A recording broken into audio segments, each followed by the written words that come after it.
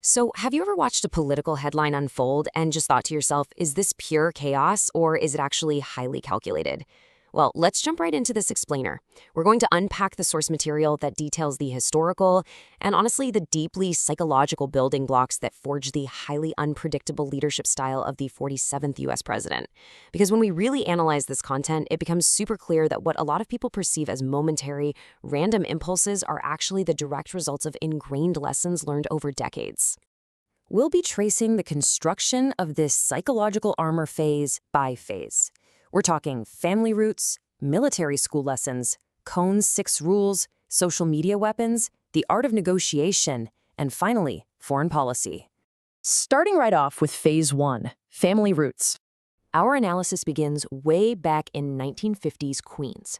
This is where the foundation of a family empire was being built by his father, Fred Trump, who amassed a staggering $200 million real estate fortune. Now, to understand the president, the source material argues we absolutely have to understand the father. Fred Trump instilled this fiercely binary worldview in his kids from day one. Basically, you are either a predator or you are prey. In his eyes, a truly successful man is invincible.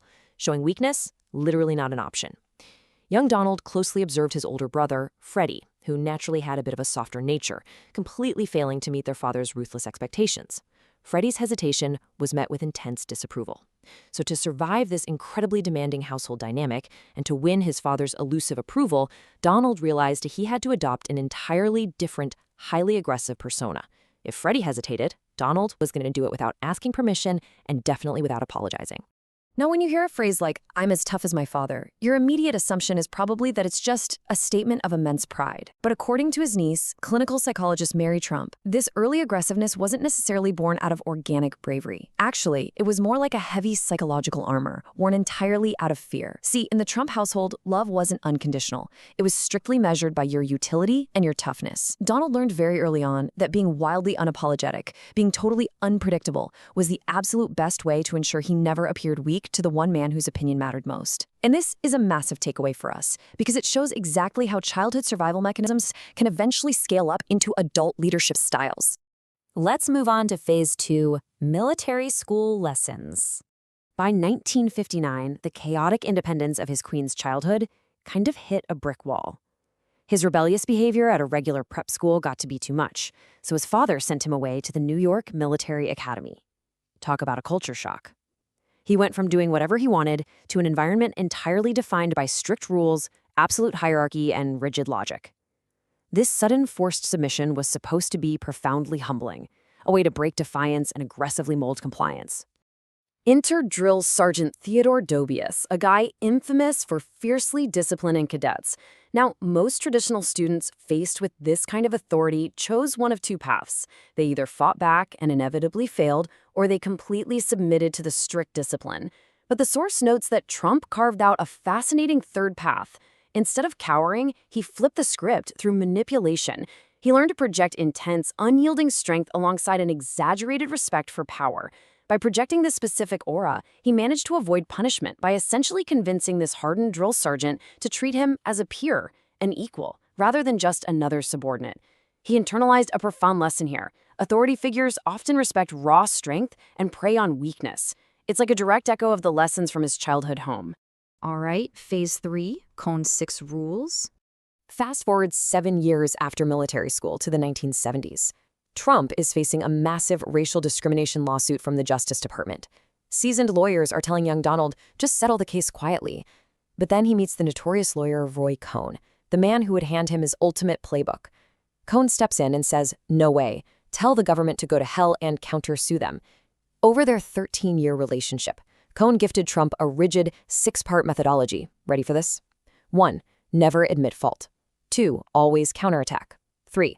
Use the legal system as a weapon to exhaust your enemies. 4. Manipulate the media to own the narrative. 5. Use fear as both a shield and a sword. And 6. Demand absolute loyalty. Rather than just taking this as legal advice, Trump adopted these 6 pillars as his foundational operating system for every battle he'd ever fight. Which brings us to Phase 4, social media weapons. Let's look at how those exact lessons from Roy Cohn got weaponized on a global scale in the digital age.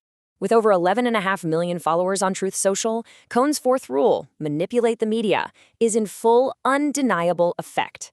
The source points out how this direct digital pipeline lets Trump completely bypass traditional journalists and fact-checkers. I mean, think about the absolute whiplash of seeing a foreign leader highly praised on a Tuesday and then fiercely vilified by Wednesday morning. That purposeful unpredictability is no accident. It creates massive public confusion, ensuring there is zero traditional media filter controlling his message, and it keeps the global press corps constantly scrambling to analyze every single word. Basically, it guarantees he's always dominating the news cycle. We can actually quantify the impact of Cohn's fifth rule, using fear as a weapon. The source analysis dives into recent polling data showing exactly how deliberate messaging aggressively alters public perception. By relentlessly tying complex immigration issues directly to visceral threats, we're talking crime, gangs, a loss of national identity. Public concern over immigration spiked dramatically to near 30% by late 2024. He successfully utilized this targeted fear to consolidate his voting base, energize his supporters, and maintain total control over the national conversation. It's quite literally a textbook execution of turning public anxiety into political capital. And the analysis doesn't just stop at messaging. It points out the very tangible, real-world results of this fear-based strategy once in power. By December 2025, the source cites a massive 622,000 deportations, running totally parallel to the rapid, unprecedented expansion of ICE's power across the country. Plus, we see this swift, unpredictable approach applied internationally too, like in the sudden operation involving Venezuela's president.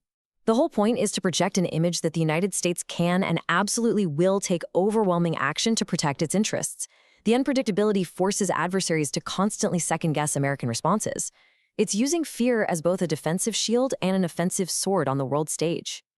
Moving into Phase 5, the art of negotiation. To really grasp his geopolitical maneuvers, the source highlights that we have to rewind to the desperate, completely unforgiving 1970s Manhattan real estate market. Just paint a mental picture of New York City back then. It was teetering right on the edge of total bankruptcy.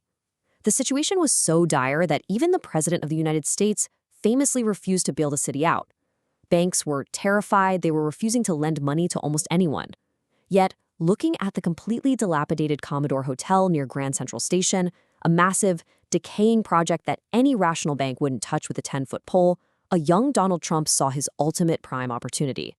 This bold vision culminated in what the source perfectly calls the ultimate bluff. I mean, imagine the sheer audacity required for this. Trump went to Penn Central, the corporation that owned the land, and confidently claimed he already had the full financial backing of the Hyatt hotel chain.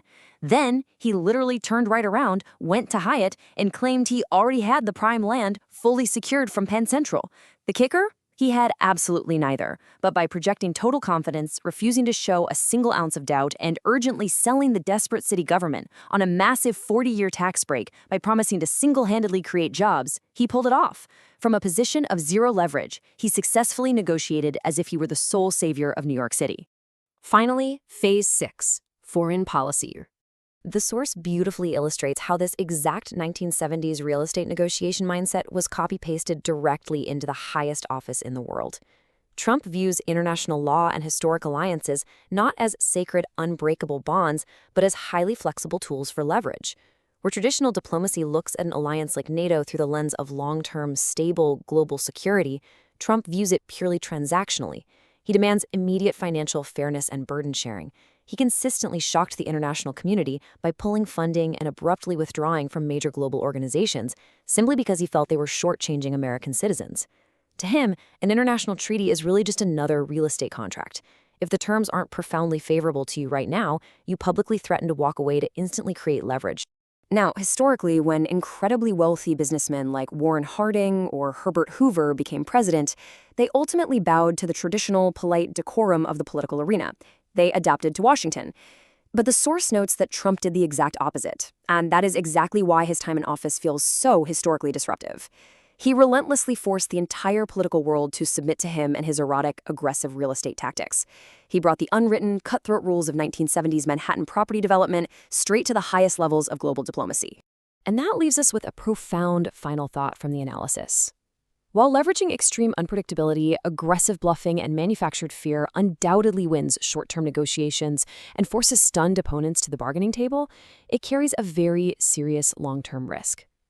International relations rely incredibly heavily on a solid foundation of predictable trust and mutual understanding. So the critical question we are left with is this: can a strategy built entirely on unpredictability and fear secure lasting global peace, or does it permanently shatter the delicate trust required to actually maintain it? Well, that's something we're all going to have to critically watch unfold in the coming years. Thanks for joining me on this explainer, and remember to always keep questioning the deep strategies behind those daily headlines.